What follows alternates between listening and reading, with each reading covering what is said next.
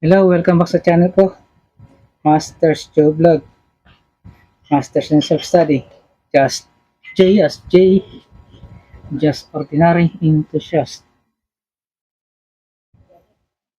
So, meron tayong disclaimer sa kulihan ng video.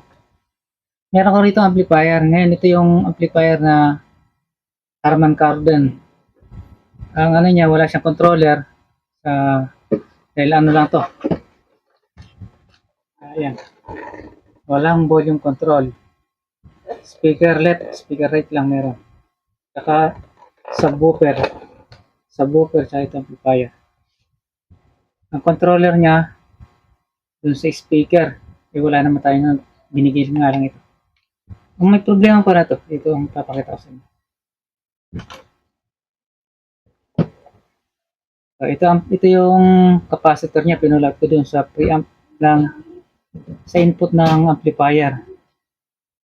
Kaya ko inano yan, pinulog kasi may na-testing ako rito na nag-oscillate na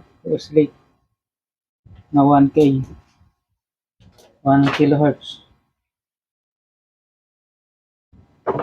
Ito ang tinotroubleshoot ko na hindi mahirap gawin. So, hindi natin makikita to sa ordinary tester. Ito yung input ito yung input. Ito. Input yan ng amplifier na to. Ito yung input pin ng amplifier. Left, tsaka ito right. So, pag tiniinan mo rito, walang oscillation dyan. Dito rin wala. Sa kabila, meron na yun. Input ng amplifier, dito, rekta sa pin. Ito, rekta dito sa pin. Tapos ito yung galing sa preamp. Yun. Hindi ko alam ang circuit talaga niyan. Pero meron ako rito mga na-trace na yan. Hindi ko alam kung saan pupunta ito. Para papunta rito yan. Ayan, may isolation. Nakakapagtaka rito. Kapag ito itinatap yung ground nito, tinatap ang ground. Ayan, wala ito. Ito. Meron. Pag tinapos sa ibabaw ng capacitor, nawawala. Ayan. Hindi ko makita kung paano gagawin ko dyan. Bukod tangin dyan sa ibabaw ng capacitor niya, nawawala. Ah.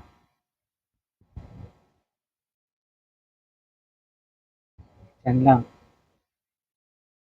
Siguro ipupulot yung capacitor na ito. Baka dito may nag-oscillate. Ito po. Yan. Oh. Putang yan. Tapos ito ang pinaka-input nito. Ito galing to sa signal generator natin ito.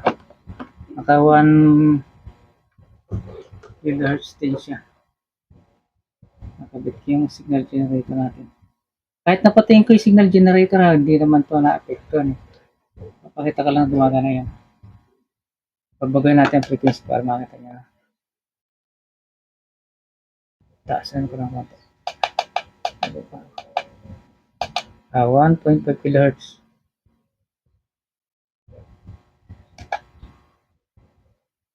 So yan. 1.5 kHz yan . Nalalagay ko rito ngayon sa ito yung pinaka-input ng ito yung pinaka-input niyan. Input na galing dito sa controller. Bali ito.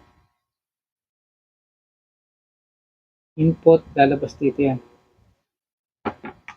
Kaya na. Yan.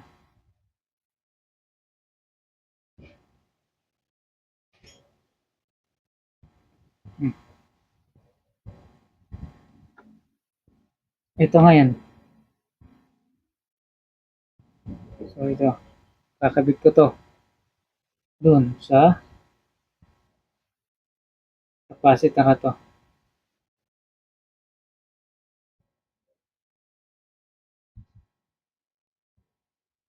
So, ayan.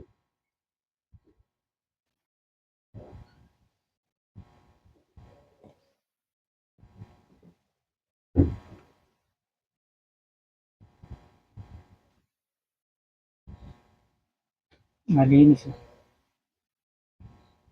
Pag inalis ko to,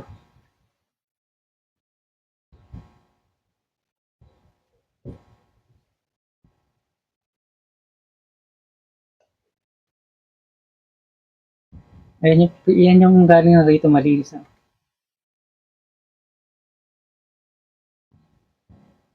Bila.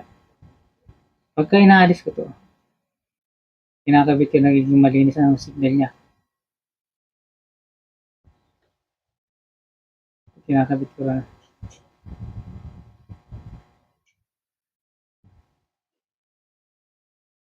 Bila, lagay ko.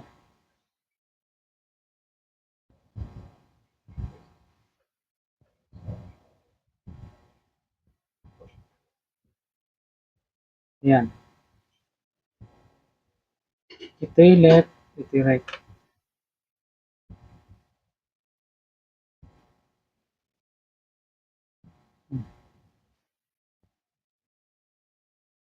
Meron isang side na nag-oscillate.